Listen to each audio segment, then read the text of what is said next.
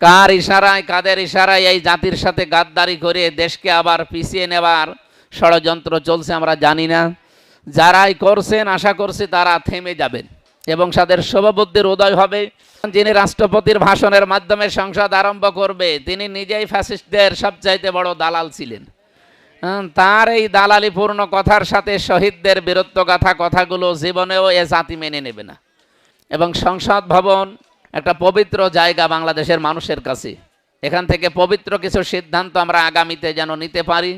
শুধু আমরা ৭৭ জন না, আমরা জানি আমাদের সাথে আরও আছে, হয়তো কিছু উল্টাপাল্টা আছে, তাদের কথা একেবারেই বাদ দিলাম।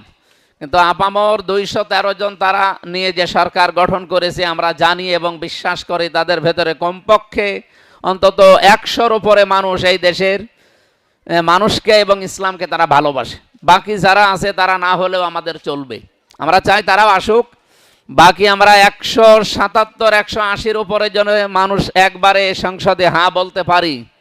এই দেশ এবং জনতা, এই দেশ এবং ইসলামের জন্য যে সমস্ত কাজগুলো গুরুত্বপূর্ণ এবং কল্যাণ বয়ে আনবে ওইগুলো আগামীর বাংলাদেশের সংসদে কায়েম হবে ইনশাল্লাহ। আপনারা দোয়া করবেন আমরা যেন সঠিক থাকতে পারি। আমাদের পূর্বসূরি যারা ছিলেন, আল্লামা দেলাওয়ার হোসেন সাইদি, মাওলানা মতিউর রহমান নিজামী, এই সমস্ত মানুষের পদাঙ্ক অনুসরণ করে সত্যের পক্ষে যেন কথা বলে ওগুলো আবার আদায় করতে পারি। আল্লাহ আমাদের তৌফিক দিন। আমরাম মিন ইনদিনা ইন্না কুন্না মুরসিলিন, আমি আল্লাহর পক্ষ থেকে আদেশগুলো বাস্তবায়ন হবে, নিশ্চয় আমি রসুল পাঠিয়ে থাকি। সম্মানিত রোজাদার ভাই এবং বোনেরা, সম্মানিতা পর্দার আড়ালে যারা আছে তাদের যেহেতু আওয়াজ যাচ্ছে, আমরা আল্লাহর সিদ্ধান্তের ওপরে রাজি আছি। ইনি আমাদের মালিক, যিনি উনি যেন এমন কিছু সিদ্ধান্ত আমাদের সামনে এবছরে নেন যেটা দেশ এবং জাতি এবং ইসলামের কল্যাণ হয়। কারণ অনেক চতুর্মুখী ষড়যন্ত্র অলরেডি চলছে, এখনও থেমে নেই। দেশ এবং বিদেশের যে সমস্ত ষড়যন্ত্রগুলো আছে এগুলো কখনোই এককভাবে জামাত ইসলামী বাংলাদেশ বলেন এবং এই 11 দল বলেন এদের দ্বারা কন্ট্রোল করা বা এদের দ্বারা উতরিয়ে যাওয়া সম্ভব না। আমরা যে মেকানিজমের শিকার হয়েছি, যে ইঞ্জিনিয়ারিংয়ের শিকার হয়েছি, এইটা যেন আগামীতে আর কেউ করতে না পারে। এখন থেকে আমাদের সতর্কতা এবং মহান আল্লাহর যে সিদ্ধান্ত বাস্তবায়নের কথা, ফি লাইলাতিম মুবারাকাতিন ইন্না কুন্না মুনজিরিন, এই গুরুত্বপূর্ণ রজনীতে আমরা সবাই মিলে এই ইফতারের আগে দোয়া করতে চাই। আল্লাহর সাহায্য ছাড়া, তার সিদ্ধান্ত ছাড়া এই বাস্তব সামনের আমাদের দেশকে, জাতিকে বাঁচানো কোনো ক্রমেই সম্ভব না। সারা বিশ্বের বিভিন্ন জায়গায় অলরেডি যুদ্ধ চলছে, আপনারা জানেন। এর কারণে বাংলাদেশে অলরেডি ইফেক্ট পড়তে আরম্ভ করেছে।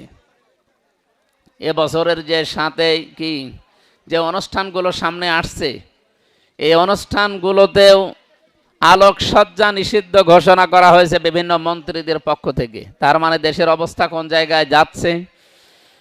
যুদ্ধ যদি এভাবে চলতে থাকে, 6 মাসের খাবার মজুদ করে ডক্টর মোহাম্মদ ইউনূস তিনি রেখে গিয়েছিলেন।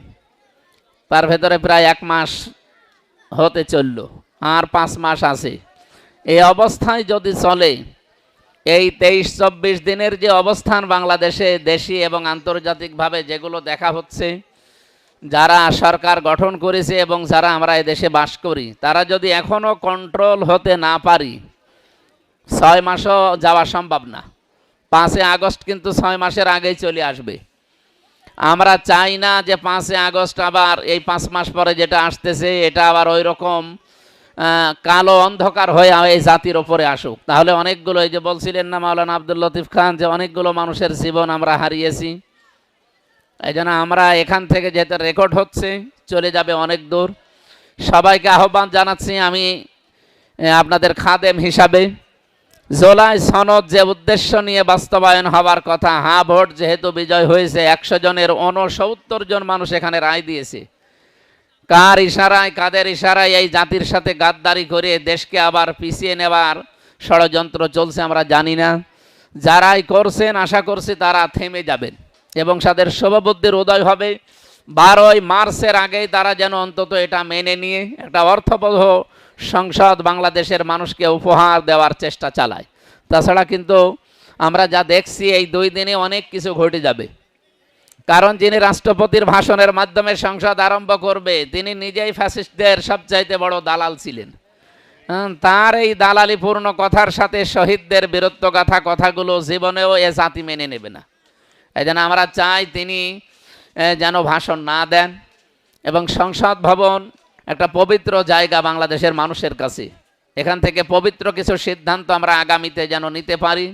শুধু আমরা 77 জন না, আমরা জানি আমাদের সাথে আরও আছে, হয়তো কিছু উল্টাপাল্টা আছে, তাদের কথা একেবারেই বাদ দিলাম, কিন্তু আপামর 213 জন তারা নিয়ে যে সরকার গঠন করেছে আমরা জানি এবং বিশ্বাস করি তাদের ভেতরে কমপক্ষে অন্তত 100-র উপরে মানুষ এই দেশের মানুষকে এবং ইসলামকে তারা ভালোবাসে। বাকি যারা আছে তারা না হলেও আমাদের চলবে, আমরা চাই তারাও আসুক। বাকি আমরা 177-180-র উপরে যেন মানুষ একবারে সংসদে হ্যাঁ বলতে পারি। এই দেশ এবং জনতা, এই দেশ এবং ইসলামের জন্য যে সমস্ত কাজগুলো গুরুত্বপূর্ণ এবং কল্যাণ বয়ে আনবে ওইগুলো আগামীর বাংলাদেশের সংসদে কায়েম হবে ইনশাআল্লাহ। আপনারা দোয়া করবেন আমরা যেন সঠিক থাকতে পারি। আমাদের পূর্বসূরি যারা ছিলেন, আল্লামা দেলাওয়ার হোসেন সাইদি, মাওলানা মতিউর রহমান নিজামী, এই সমস্ত মানুষের পদাঙ্ক অনুসরণ করে সত্যের পক্ষে যেন কথা বলে ওগুলো আবার আদায় করতে পারি। আল্লাহ আমাদের তৌফিক দিন। আজকের এই ছোট্ট আয়োজনে যারা সম্পৃক্ত, বিশেষ করে আইলচারা জামাত ইসলামী বাংলাদেশের বা ওলামা বিভাগ থেকে এটার আয়োজন না, ওলামা বিভাগ থেকে আজকের এই আয়োজন। 1 নম্বর ওয়ার্ডের ভেতরে এই জায়গাটা, এই জন্য আপনারা এই জায়গাটা বেছে নিয়েছেন। এটা একটা জান্নাতের বাগান, এখানে অনেকগুলো কাজ আমরা দেখতে পাচ্ছি বাকি আছে। আমি যারা দায়িত্বে আছে তাদেরকে জানাবো, বিশেষ করে জামাত ইসলামী বাংলাদেশের এই জেলার যিনি সেক্রেটারি, সহকারী সেক্রেটারি, এই সমস্ত মানুষগুলোর সাথে একটু যোগাযোগ রেখেন। 11 দল যারা আছেন, বা মাদ্রাসা, মসজিদ, গোরস্থান, মানে সরকারির অনেকগুলো আসে, কিন্তু এতদিন যারা ছিল তারা তো মাদ্রাসায় সহ্য করতে পারতো না। সে আলিয়া মাদ্রাসা বলেন, কওমি মাদ্রাসা বলেন, হাফিজি মাদ্রাসা বলেন, কোন জায়গার কথা বললেই তারা বলতো ওর সাথে আমরা নেই। আমরা কুওয়াতুল ইসলাম কামিল মাদ্রাসা এবং মঙ্গলবাড়িয়া মাদ্রাসা, 2টা বড় বড় মাদ্রাসা কুষ্টিয়া আছে, তাদের দায়িত্বশীল আমি 2 জায়গায় দেখা করেছি।